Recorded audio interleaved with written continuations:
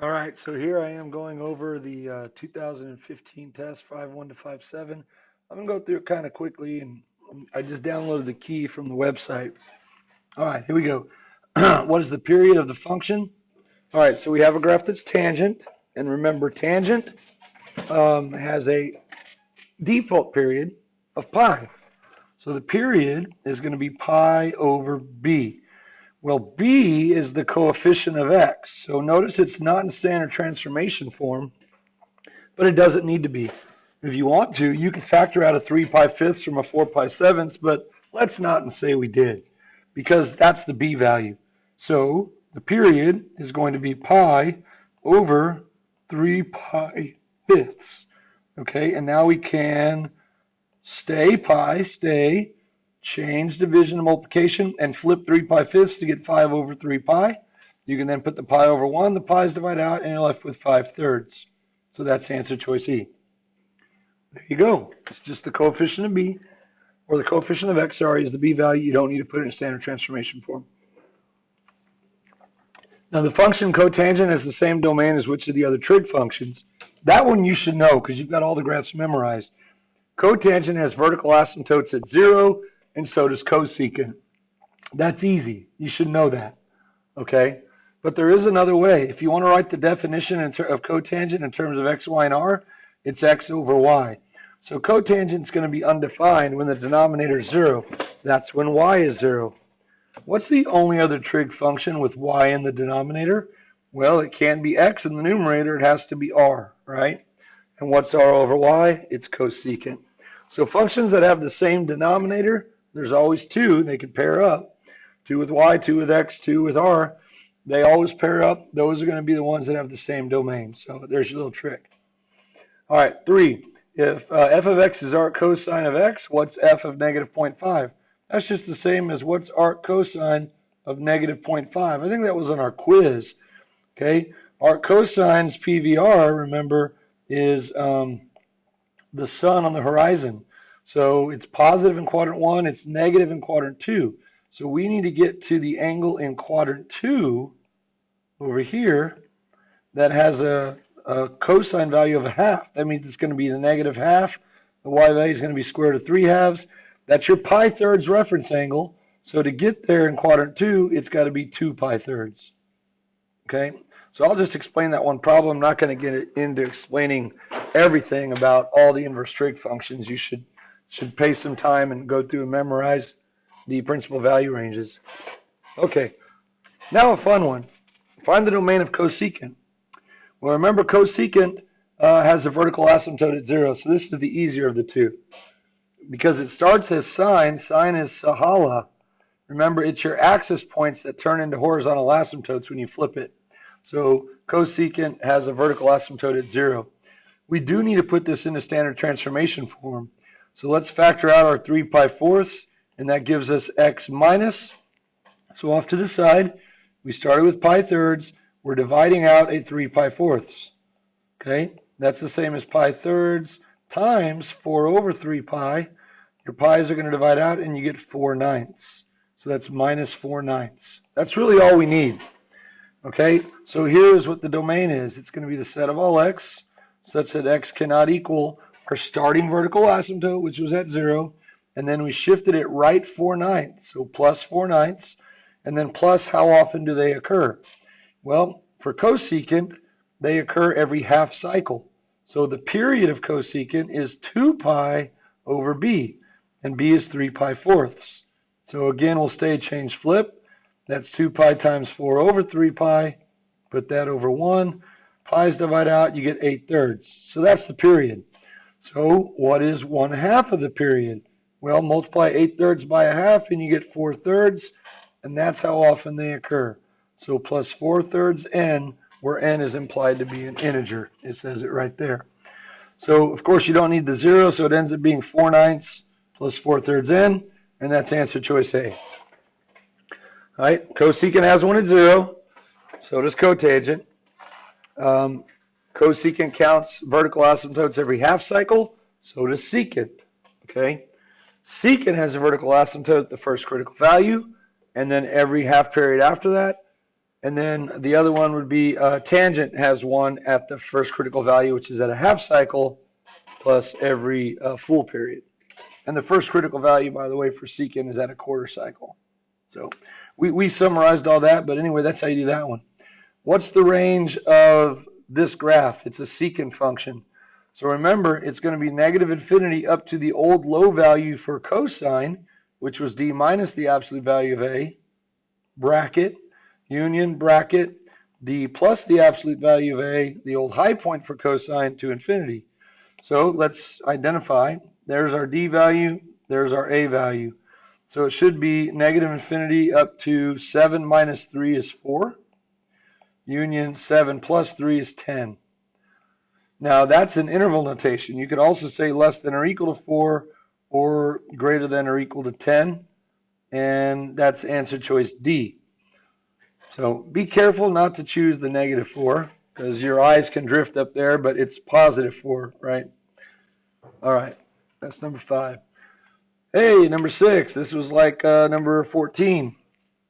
We're going to put that over 1 to make it into a ratio. We draw a little triangle, and tangent ratio is y over x, so that's 3x squared over 1. The hypotenuse then is the sum of their squares. That's 1 plus, and be careful. This is where you can mess it up. It's 3x squared, quantity squared, which is 9x to the 4th, not 3x to the 4th. You got to square the whole quantity. All right, and now the secant is r over x. So that's the square root of 1 plus 9x to the 4th all over 1, or just the radical. Okay, and notice here, if you forgot to square the 3, but you remember to square the 4, you're going to get answer choice E. E for error, and E for E. I'm glad I'm not you. All right, be careful, be patient. Parentheses if you want, right? 3x squared, quantity squared. That's 3x squared times 3x squared. When in doubt, expand it out. There you go. All right, arcsine of sine of 18 pi 13ths. Oh, these are the fun ones. I like these. So here's 13 pi 13ths. Half of 13 is 6.5 pi 13ths. So we're counting by 6.5. So that's going to give us 19.5 pi 13. So 18 is going to live over here. And that's not in a PVR. Quadrant 3 never is. So the reference angle is 5 pi 13ths. And now we look to see if sine is positive, because we're taking the sine of that angle. Sine is positive or negative there? Well, it's negative there. So the other quadrant where sine is negative is quadrant 4. And remember, we get there by going straight down that amount. So it should be the negative reference angle, negative 5 pi 13ths, which is answer choice D, as in, dang, that was fun. All right, how about this one? Cosecant of inverse tangent of 4/3. 4/3 is a legal tangent ratio. Wouldn't be a legal sine or cosine ratio, but it's legal for tangent. So here again, we're going to draw some generic triangle. That's y over x. Oops, sorry. Y over x is 4 over 3. By the Pythagorean theorem, that's 9 plus 16. That's the square root of 25, which is 5. So now you have all three sides. And yes, Mark, I did use the Pythagorean theorem on a 3, 4, 5 triangle. Now we want the cosecant. Cosecant is r over y, so it's 5/4. All right, so that's one of those draw the triangle ones. Number 9, another fun one. Find the domain of tangent. All right, let's put it in the standard transformation form. We'll factor out the pi-4ths, and that gives us, oops, y pi-4ths. I got ahead of myself. First thing I want to do is put the x term first. Ooh, that was a close call. 4 pi x plus pi-4ths plus 5. So now we're really factoring out the 4 pi, because we're always factoring out the x coefficient. That's x plus. And over here, pi-4ths divided by 4 pi is the same as pi-4ths times 1 over 4 pi. Those divide out, and you get a 16ths. And if you redistribute, you see you get 4 pi 16ths, which is pi-4. So we know that's right. So here's the domain. It's the set of all x such that x is not equal to. The first critical value is where the vertical tangent is, or the vertical asymptote is for tangent. We need the period. The period is pi over b. b is 4 pi. So the period is 1/4. So for tangent and cotangent, we count by half periods. So 1/2 of the period is a half. So that's where your first vertical asymptote is for tangent before a shift. Now we're shifting everything left 1/16. So we need to subtract a 16th from it. We're moving it left a 16th, so we subtract a 16th. That's your new vertical asymptote. And then plus how often they occur. They occur every period, which is every 1/4 n. Now, I think on the answer choices, I did combine the 1/2 and the 1/16. So let's do that. 1/2 minus 1/16. The common denominator is 16, so I multiply by 8 over 8. And I get 8 minus 1 over 16, so you get 7/16. So x can equal, whoa, that didn't work. What's wrong? Uh-oh. That's not good when I don't get the same answer here. I know it's plus 1/4 n, so here's what I can do. 1/4 n, 1/4 n. The others are 1/2 n, and then all reals is no. So I know it's got to be one of those. Haste makes waste, so let's try that again. Did I factor the 4 pi out right? 4 pi times 1/16 is pi fourths. I did that right. The first critical value is at a half the period. The period is pi over 4 pi, which is a fourth. And half, oh, I'm an idiot. Look at that. Half of a fourth I said is a half. Haste makes waste. You take a half of something by multiplying it by a half. That's 1/8. Silly me. So luckily this was a multiple choice and my answer choice was not there. So the first vertical asymptote is at the first critical value still, but that's at 1/8, not at a fourth. All right, so now 1/8 minus a 16th. Well, that's a little bit easier. Not that the other one was hard. We multiply by 2 over 2, and we get 2 minus 1 over 16, which is 1/16. So x cannot equal 1/16 plus 1/4 n. And that's the one I would have picked anyway if I had it down to a 50-50 shot based on how often they occurred. Yeah, right. So anyway, there you go. I'm glad I made the mistake so y'all could see me go back and troubleshoot. Do it right the first time. Be very deliberate in your efforts. Be careful. And because sometimes if you get the wrong answer, your amygdala can fire up. Your reptilian brain takes over and makes it really hard to do math. All right, the next one, inverse tangent of cosine of pi. This one we just worked from the inside out. That's inverse tangent of cosine of pi is -1. Now the inverse tangent of -1 is going to be the negative acute angle in quadrant 4, which is negative pi fourths. So that's like what we quizzed over on Thursday. Those are a lot of fun. You just practice those and you get better. All right, here's that Big Mac, that triple layer, work from the inside out. So we got arc cosine of cotangent of, and what's inverse sine of -1? Well, sine is equal to -1 straight down here at negative pi halves. Now I wrote the ordered pair at negative pi halves. It's 0, -1. That's going to help me on the next layer because I want the cotangent of that. So what's cotangent of negative pi halves? Well, that's x over y. That's 0 over -1. That's 0. And now I want the arc cosine of 0. So where is cosine equal to 0? Well, straight up vertically at pi halves. So inch by inch, it's a cinch. And it's fun. One by one, it is fun.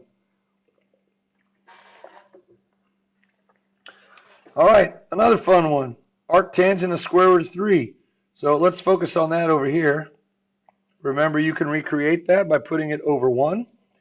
And now multiply by a half over a half. So that must have been your y and that must have been your x. So your ordered pair was a 1/2 square root of 3 halves. That means it's your pi thirds reference angle. So because it's arctangent of a positive, it's in quadrant 1. So that is, in fact, just pi thirds. All right? And of course, the ordered pair there is 1/2 square root of 3 halves. And now what's cosecant of pi thirds? Well, cosecant of pi thirds is the reciprocal of the y value there. So that's 2 over the square root of 3, which when you rationalize it is 2 square root of 3 thirds.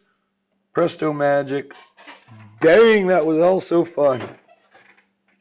I don't know if you can hear my squeaky chair on the video, but it's a squeaking. All right. This one looks delightful. Cotangent of inverse tangent. All right, so if that were just tangent of inverse tangent, it would be A, but it's cotangent of inverse tangent. So you could do this the long way.